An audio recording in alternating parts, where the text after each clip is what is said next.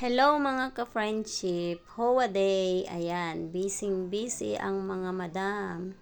Napakadaming gawain na paperworks.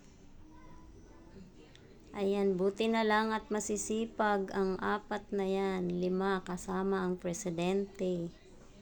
Ayan, at hindi nga matapos-tapos ang gawain namin sa Hoa.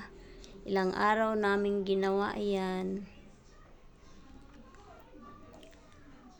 Ayan, at nagpa-merienda ang aming presidente. Tignan nyo naman, sumasakit na ang ulo ng aking mga kasama sa dami ng paperworks na dapat tapusin. At yung isa nga namin kasama hanggang sa, ayan, nagkasakit na siya. Kahit asamang pakiramdam, trabaho pa rin siya dyan kasi ginampanan niya yan.